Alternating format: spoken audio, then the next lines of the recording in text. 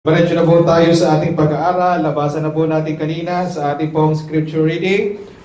We are in John chapter 8, verse 1 up to verse 11. Pero babasahin lamang po natin ay 10 and 11. Yung pong huling part na ng kwento. Sabi po ng verse 10 and verse 11 and chapter 8 ng John. When Jesus had lifted up himself and saw none but the woman, He said unto her, Woman, where are those thine accusers? Hath no man condemned thee?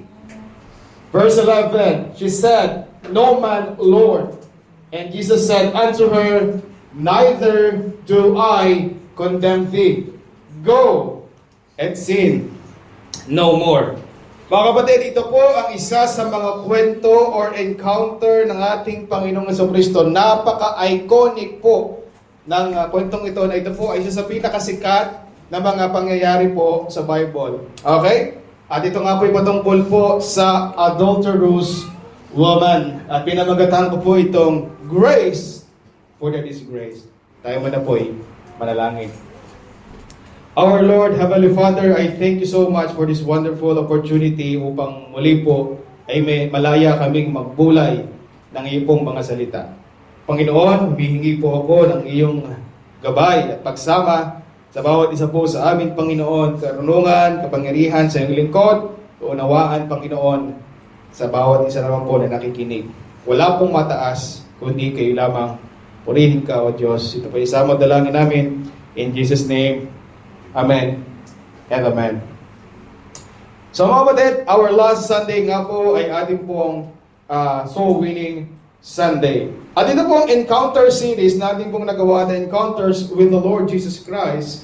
Nasimulan po natin ito last year pa, December tayo nagsimula, nung si Peter ang ating pinag-aralan. Okay, tapos nag-isang buwan, and then tapos pasigit-singit, and then isang buwan muli na pag-aaral ng encounter. So, binabalik-balikan po natin ito dahil napakadami pong mga enkwentro ng Panginoon na talagang napakagandang pagbulayan. Okay? So ngayon, since we are in our last Sunday, at karamihan naman po sa mga topic na pag ang Panginoon Jesucristo yung encounter is either forgiveness, gospel, or salvation, yan po ay ating nakikita. Okay? At mga kapatid, as you can observe sa ating binasang mga talata po kanina, okay? Napaka-obvious naman ang naisituro at napakalinaw ng moral lesson ng kwentong ito. Ano po, sabi ko nga sa inyo, sikat na sikat po ang tagong yan. Okay? Sa The Passion of the Christ, alam niyo bang yan ay isa sa pinaka-memorable na picture. Pag nakita yung picture na yan, wala pa si Jesus Christ na, hindi pa buong buo. Okay? Pero pag nakita yung picture na yan, alam agad, yan ay galing sa The Passion of Christ. Kasi napaka-iconic po ng tagpong yan, napaka-iconic ng kwentong ito. Mga kapatid ha, itong kwentong ito, pag itong iyong nabasa, kahit po walang Bible study, walang sermon, okay? Tiyak may makukuha ka na agad na aral. Tama? At sa kasikatan nga po ng kwentong ito, malamang marami na rin narinig pang mga kwento about dito, mga quotations at mga cross-references. Pero mga kapatid, sa umagang ito, I want us to go deeper on what our Lord really wants us to learn from here. Okay? Or at least, kung alam nyo na, be reminded with regard sa mga bagay na inaasahan sa atin bilang mga mananampalataya. Pero kapatid, please, let me clarify first. Ito isang importanteng ika nga po ay detalye. This adulterous woman is not Mary Magdalene. Okay? Marami agad kasi nag-iisip kaya nga po meron tayong awit na Magdalena. Alam niyo bang dito is binase sa babaeng ito? Pero hindi po ito si Mary Magdalene. Wala po kayong makikita ika nga po yung evidence na siya. May mga preachers lang po na nag-connect noon and then parang napagtagni nila and then sumikat na at agad ang isip si Mary Magdalene ang babaeng ito. No po, hindi po siya yan. Ano po? Si Mary Magdalene ang tanging meron lang po tayo idea kay Mary Magdalene, siya po yung sinapian ng seven the evil spirits. Okay? Pero ito pong babaeng ito, wala po siyang pangalan. Ngayon, let me start with its historical context. Ang events po during this encounter ay nangyari po after the Feast of the Tabernacles or Feast of Booths. Okay? Mababasa natin yan sa naunang chapter, John chapter 7 verse 27, nang sabi, Now, Jews feast, the Jews feast of tabernacles was at hand. His brethren therefore said unto him, Depart hence and go into Judea, that thy disciples also may see the works that thou doest. Okay, yung mga kapatid po ng Panginoon sa Kristo, ay sinabihin siya, malapit na ang Feast of the Tabernacles. Isama mo ang mga alagad po nang makita mo nila ang iyong mga ginagawa. So mga kapatid, yan po ay nakagawian po ng mga men, ng mga Hudyo, mga Israelita, na tuwing Feast of the Tabernacles, pupunta po sila ng Jerusalem. Para po magkaroon kayo ng idea kung ano po yan, ang significance po ng ng Feast of the Tabernacles, mga kapatid, yung mababasa nyo sa Leviticus chapter 23, verse 33 to 34. Ang ginagawa po nila dyan, yan po, sila po yung nagtatayo ng mga booths. Ano po? Booth. Okay? Yan. This is a week-long celebration commemorated God's provision of Israel during the wilderness wandering. Paano kung baga pupunta tayo sa mga ika nga po ay bazaar, may mga booths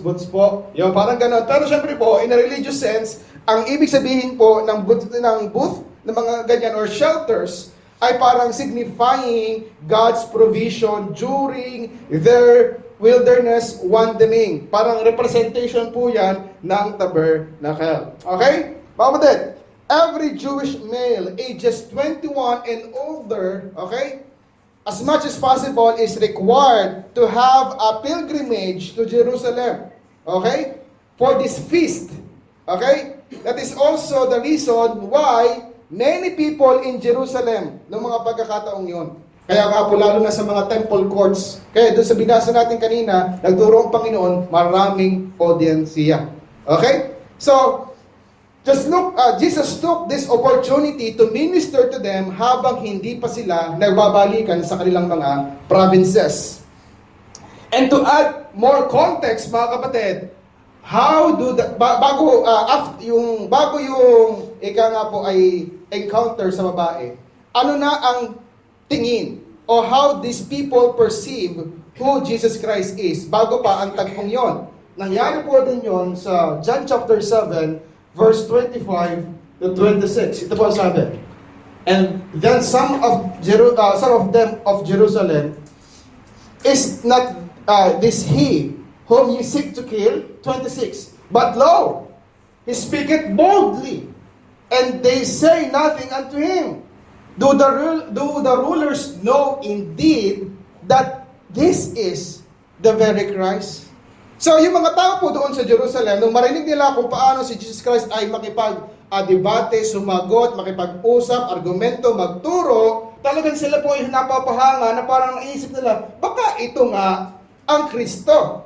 Mga kapatid, to the point, pagdating po ng verse 40 hanggang 43, basahin ko muna, many of the people, therefore, when they heard this saying, said, of a truth, this is the prophet. Others said, this is the Christ. But some said, shall Christ come out of Galilee? 42. Hath not the scripture said that the Christ cometh the seed of David and out of the town of Bethlehem, where David was? So nag-iisip sila, kung ito talaga ang Kristo, bakit siya sa Galilee galing at hindi sa Bethlehem? Siyempre, hindi naman nila alam po yung kwento na si Kristo po yung pinanganak talaga sa Bethlehem. Ano po? So ano po nangyari? Verse 43. So there was a division among the people because of him. So nagtatalo, siya ba ang Kristo o hindi ba siya ang Kristo? So kapatid, ang significance po niyan sa ating pag-aaral ay ito.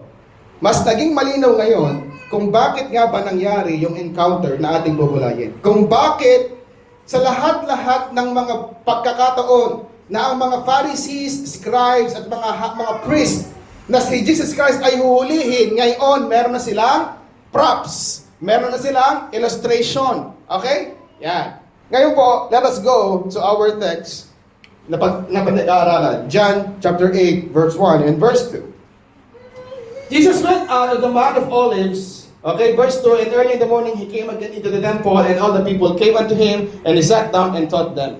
Pansinin niyo mga kapatid kung nasaan po siya nung gabi. Siya po ay nasa Mount of Olives. Yan po ang kanyang paboritong place na mag-pray pag siya po ay nasa Jerusalem. Bago yung gabi po, bago siya hulihin, dyan din po siya nanalangin. Luke 21, verse 37. In the daytime, he was teaching in the temple. In the night, he went out and abode in the mount that is called Mount Olives. So, And just like I said po that he is taking advantage of the fact na marami pa ding mga pilgrims na nananatili sa Jerusalem, kasama na syempre ang mga locals sa Jerusalem. Okay? So tinake advantage niya yon. Okay? So bago agad-agad, maaga, siya po'y bumalik sa templo upang magturo.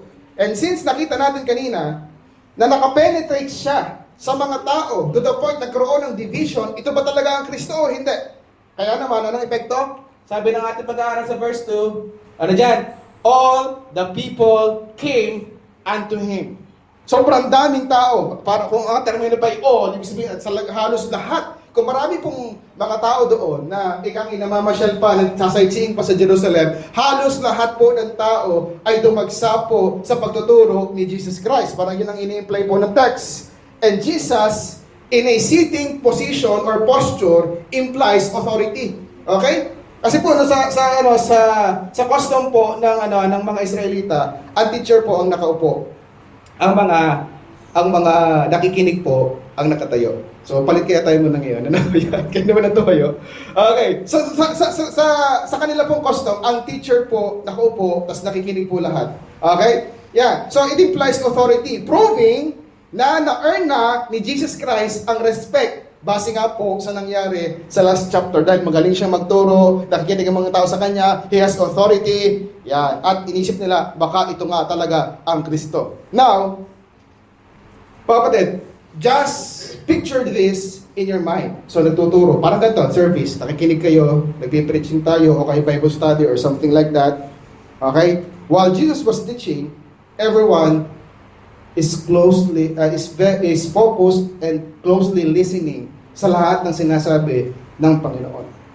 Imagine niyo sa picture niyo sa inyong isip, ano? At tapos bigla-bigla na lang, may mga skriba at mga Fariseo na umiksena.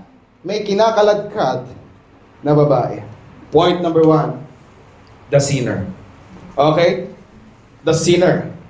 Verse 3, and the scribes and the Pharisees brought unto him a woman taken in adultery, and when they had set her in the midst. Okay? So mga kapatid, makikita niyo dyan sa ating text na binasa sa verse 3. Taken in adultery, tapos saan nilagay? Sa kanilang kalagitnaan. Parang halimbawa, kung ako nandito, ibig sabihin nandiyan dyan yung babae, tapos kita niyo lahat, kita ko din. Okay? Yan. So parang putos po mga kapatid, sa pagkakataong ito, so imagine the embarrassment na nararamdaman ng babaeng ito. The shame, the humiliation. Dahil nga mga kapatid, okay, sa pagkakaunawa ko, in relation sa verb na taken, kasi na taken in adultery. Tapos, pag binasa niyo yung verse 4, okay, taken in adultery in the very act. So sa pagkakaintindi ko dyan, parang kakahuli lamang ng babaeng ito on the very act, tapos biglang dinala kay Jesus. Halimbawa, nahuli, okay, na nag-adultery, tapos bigla siya kinuha, tapos diretsong daladala kay Jesus. Parang ganun po ang ini-imply nga po ng text na yan. So most likely, guilty talaga ang babaeng ito dahil nga caught in the act. And be reminded po mga kapatid, tandaan na, all the people are listening to him. So mga kapatid, there are many people gathering to hear Jesus. So all eyes na nakatingin nung una kay Jesus dahil nakikinig, biglang napofocus kanino? Sa babae. Okay? So mga kapatid, she really is being disgraced by these religious leaders. Now, let's define first, okay, adultery. Sabi po ng biblical definition, at even po sa dictionary, wala po silang pinagkalayo, a voluntary sexual relationship between married person and a person who is not her or not his or her spouse. At yan po ay nakalagay nga po, nasa taas pala. Yan. Nasa 10 Commandments po yan. Ikapitong kautusan. Naging palabas pa po yan sa GMA kung inyong naabutan. Okay? Thou shall not commit adultery. Okay? And let me read you the exact verse na sinasabi. Kasi ang argumento ng mga Pharisees and Scribes ay ito. Now, Moses in the law commanded us that such, yung mga taong gumawa ng ganyan, ay dapat batuhin. Dapat patayin. Yun po yung kanilang death penalty. But what sayest thou? Ngayon, tingnan muna natin yung cross-reference na sinasabi ng mga scribes and Pharisees na ito. Nasa Old Testament po yan. Ito po yung dalawang pinaka-specific. Leviticus chapter 20 verse 10. And the man that committed adultery with another man's wife, even he that committed adultery with his neighbor's wife, and the adulterer and the adulteress shall surely be put to death. Yan po ang sabi ng Leviticus 20. Pero take note, naka-highlight po sa baba. Ang nakalagay sa baba, adulterer and adulteress. Okay? Shall surely be put to death. O, tandaan po nyo yun. Bakit? Kasi sa sa Deuteronomy chapter 22, verse 22, mas nilinaw. Deuteronomy 22, verse 22. If a man be found lying with a woman married to an husband, then they shall both, okay, of them die. Okay, both the man that laid with the woman and the woman. So shalt thou put away evil from Israel. So mga kapatid, after reading these verses, Leviticus 20 verse 10, Deuteronomy chapter 22 verse 22, after reading that, may napansin kayong parang kulang doon sa ating kwentong pinag-aaralan. Sabi doon, adulterer and adulteress. Sabi dito, both of them will die. Okay? Mga kapatid, may nawawalang karakter doon sa kwento. Tama? Kung kakahuli o kakapangyari lamang ng kasalanan, the question is, nasaan yung lalaki? Tama? Leading us to our next point. Basahin ko muna yung verse 6. Ito yun. This they said, tempting him that they might accuse of him. So mga kapatid, sa katotohanan wala yung lalaki, point number 2, this is a setup. The setup. Okay? Oh, that we have no idea kung nasaan yung lalaki, hindi na nabanggit. Okay? Baka yung mga, mga marites dyan, kayang alamin kung nasaan. Mga mahusay na journalist. Okay? Kasabwat man siya or hindi. Pero one thing is certain sa pagkakataong ito. Ano po yun? Dahil wala yung lalaki, these religious leaders doesn't really care doon sa kasalanan. Tama? Hindi ang pakay talaga nila dito ay yung kasalanan ay marisolba. Kundi ang pakay dito, gaya ng sinabi ng verse 6, they are testing Jesus. They want to bait Jesus. Don't get me wrong mga kapatid, ang kasalanan ng babaeng ito ay totoo. Okay? Pero mga kapatid, she is guilty as charged and responsible for her own actions. Pero hindi yun ang point ng mga accusers na ito. Okay? Dahil nga sa pangyayari sa last chapter, they planned this scenario. Tingnan nyo na lamang po yung timing Tingnan nyo na lamang po kung gaano kaganda ng timing. Saktong madaming audience ang Panginoon nung kanilang dinala sa kalagitnaan. Tama? Dahil why? Gusto nilang ipakita sa mga taong ito, okay, na ika nga po ay nakumbinsi ni Jesus Christ, okay, na si Jesus Christ ay isang incompetent o meron siyang lack of judgment, okay, para ma-discredit yung idea na itong taong ito ang Kristo. Let me read you again the question. Verse 5. Now the law of Moses in the law commanded us that such should be stoned. But what sayest thou? Okay? So maliwanag namang nakalagay daw nga sa Old Testament. Binasa natin, nakalagay talaga. Dapat sila mamatay, batuhin. Pero tingnan niyo yung tanong. Pero anong opinion mo? Anong masasabi mo? Okay, so they are expecting base sa mga turo ni Jesus about being grace, love, forgiveness. Okay? Ina-expect nila ito ay hindi babatuhin. Mga kapatid, listen to me. If Jesus says, do not stone her and let her go, kung yun ang sagot ni Jesus, mapapatunayan lamang ng mga Fariseo ito na siya ay hindi sumusunod sa law of Moses. Okay? Para kanilang i-discredit, see, this is not the Christ. Okay? Pag sinabi naman ng Panginoon, go! Stone her and kill her. Right on the spot. Alam niyo ko, Dad, hindi man nila ma-discredit si Jesus, pero what is the effect? The effect will be alienating the woman and every single sinner in that crowd na kailangan din ng grace.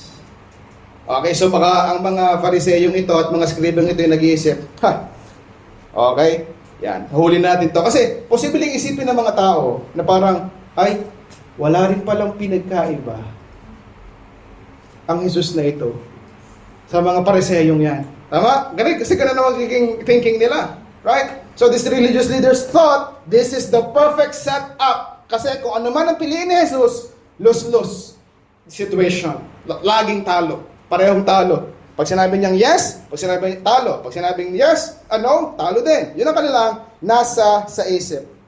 Pero anong ginawa ng Panginoon? Ano pong ginawa ng Panginoon? Verse 6 muna. Ito mo ang unang ginawa ng Panginoon. Okay. But Jesus stooped down and with his finger wrote on the ground as though he heard them not. Okay? Siya po ay yumuko, hindi po siya umimik. Siya nagsulat ng kung ano man sa lupa at hindi muna po siya nagsalita dahil nagpanggap muna siya na hindi niya sila narinig. Okay. Alam niyo po, kahit nung kami po nasa Bible School, nag-aaral kami, nung nabasa namin ito, marami pong nagtatanong, tinignan ko na rin sa internet, sa mga commentaries, mga study Bible, ano ba ang isinulat ni Jesus Christ sa lupa? Kasi talagang hindi nyo makikita po sa Bible kung ano yon. Many are speculating, baka daw ang isulat ni Jesus lahat ng kasalanan ng mga taong nandoon. Okay? O pangalan nila. May nagsasabi naman, baka daw ito ay secret message doon sa babae. Okay? Meron din po nag-isip, nasabi, baka yung 10 Commandments, parang dating, ginawa niya itong illustration, no? Patang sinabi niya, sinong walang kasalanan? Parang yung po yung 10 Commandments pinakita. Okay? Marami nag-speculate. Pero kapatid, para sa akin, hindi na importanteng malaman natin kung ano yung sinulat. Okay? Sa langit na lang natin alam eh. Pero isang tiyak mga kapatid, ang nakita kong epekto ng ginawa ng Panginoong pagyuko at pagsusulat sa lupa. Alam niyo kung anong magandang epekto na gawa nito?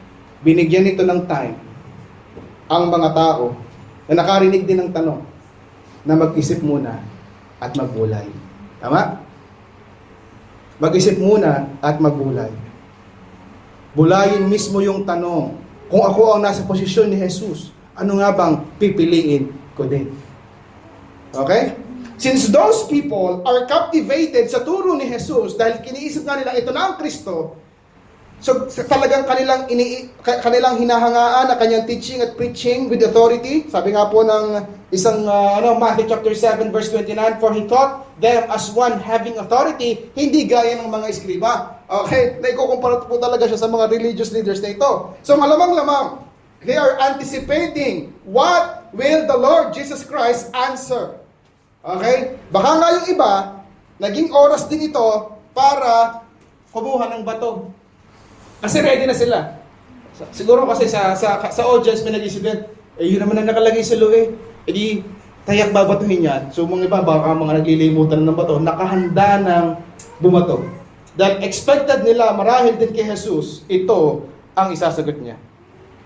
Mga kapatid, but Jesus, being the personification of true knowledge and true wisdom, answers in the best way possible. Ano po ang kanyang sagot? Sikat na sikat ito. Verse 7. So when they continued asking him, okay, tumayo na siya, and said unto them, he that is without sin among you, let him cast a stone. Let him first cast a stone at her. Kapatid, kung sino man daw sa inyo ang walang kasalanan, ang siyang unang bumato. Next point, the self-evaluation. The self-evaluation. Balik tayo sa verse. He that is without sin among you, let him first cast the stone at her. Gaya ng sabi ko po kanina mga kapatid, grabe po ang katalino ng sagot ng ating Panginoong Kristo sa part na ito. Napakatalino. Actually mga kapatid ha, baka hindi niyo napansin, sinagot niya actually yung sagot. Sinagot niya actually yung tanong.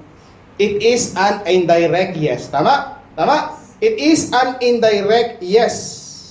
But he reversed the situation. Bakit? Ilipat niya ang pressure mula sa kanya papunta saan? Sa mga nag-a-accuse. Right? Inilipat niya yung pressure. Kasi yung pressure sa kanya kanina ay, ano gagawin ko? Babatiin hindi. Ngayon, inilipat niya. Okay, patuhin. Pero, sinong gustong umuna? Yung walang kasalanan. Inilipat niya yung pressure. As if the Lord is saying, yes, this woman deserves to be stoned. Yun ang nakalagay sa law. But the question is, deserve mo bang bumato sa kanya?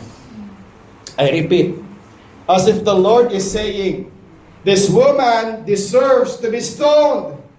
But the question is, sa inyo, na mga nakikinig, sa inyo, na mga religious leaders, deserve mo bang bumato sa kanya? The pressure shifted. Walang makauna. Dahil lalabas, yung unang babato ay self-righteous. Mayabang. Okay? Mga kapatid, look at what the Lord did after saying that. Ano ginawa niya uli? Verse 8. Siya yumuko uli at nagsulat sa lupa.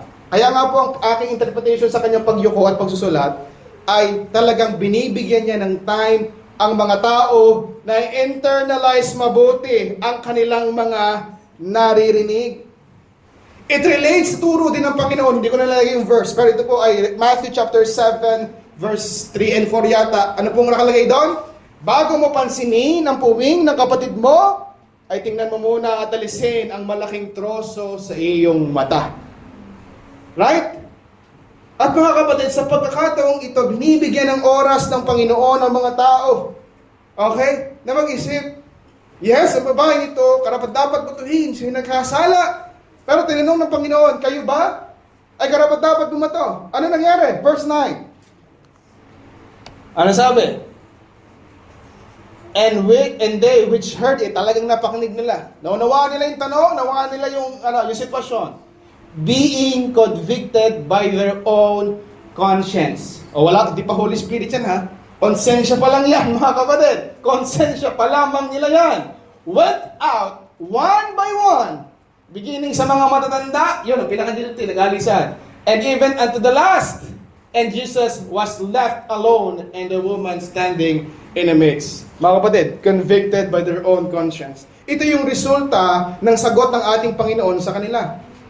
It is a reality check na kung tutuusin, parang indirectly sinabi ng Panginoon, hindi nyo ba naiisip, wala kayong pinagkaiba sa babaeng ito. Hindi kayo mas mataas, hindi kayo mas magaling sa kanya. Just like everyone in the crowd, okay?